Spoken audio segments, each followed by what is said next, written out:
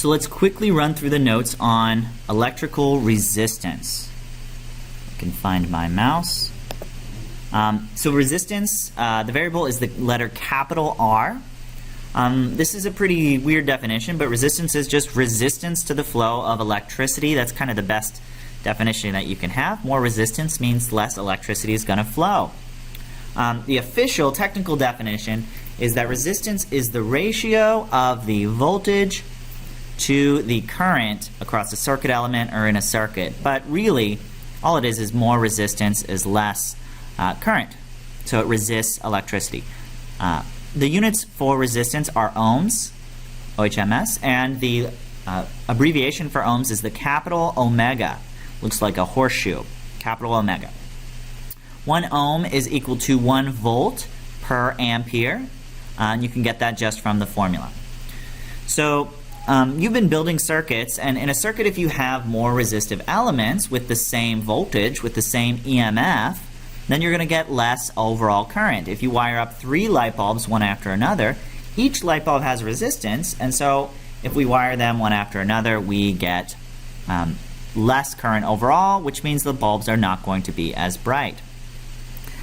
If we had constant current, the same amount of current going through 2 different resistors, if we could wire that up somehow, then that would mean that the voltage across one of the resistors has to be greater. You need a greater voltage to push the same amount of current through the same, or through a greater resistor. So greater resistance is going to be greater the voltage drop at the same amount of current. Here's another little definition of resistance. It's the opposition of flow to electric current. And what resistors do is they dissipate electrical energy. So resistors are going to convert electrical energy into heat energy, and in a bulb, they're going to convert it into light energy. The actual reason why this happens is these electrons start speeding up through the conductor, through the material, and as they get faster and faster, sometimes they're going to bump into an atom. And when they bump into that atom, they're going to transfer some of their energy to that atom. That atom's going to start shaking, and that atomic shaking is heat energy. With a light bulb, the filament in a light bulb has a very, very high electrical resistance, so it's going to convert that electrical energy to heat very efficiently. For an incandescent bulb, the way they work is you want to heat them up so much that they start to glow. And if you've ever touched an incandescent bulb, they also are very, very hot. They're very inefficient at converting energy to light. There's a lot of heat. Whenever we're designing a circuit, we usually use wires to connect circuit elements, and the circuit elements are usually resistive. For a wire, the resistance is exactly 0, at least for an ideal wire. Whenever we have a circuit, we treat wires like perfect conductors, which means electricity flows perfectly. And in schematic diagrams, wires are always ideal wires. However, in a real material, a real wire has resistance.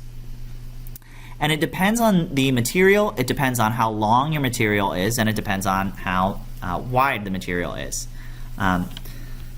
Resistivity tells us the intrinsic resistance of a material. Each material has its own resistivity. Metals are going to have very low resistivities, while something like styrofoam is going to have a very high resistivity. And we use the Greek letter rho for that.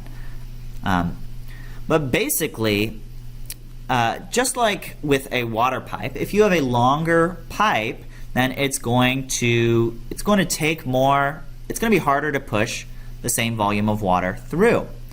If you have a shorter pipe that you're pushing water through, then it's going to be easier. So a longer material is going to have more resistance. So resistance goes up with length.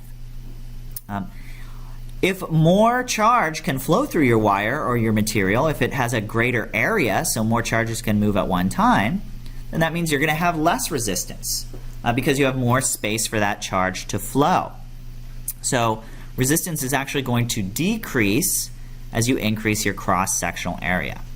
That's for real materials. That's the basics of resistance.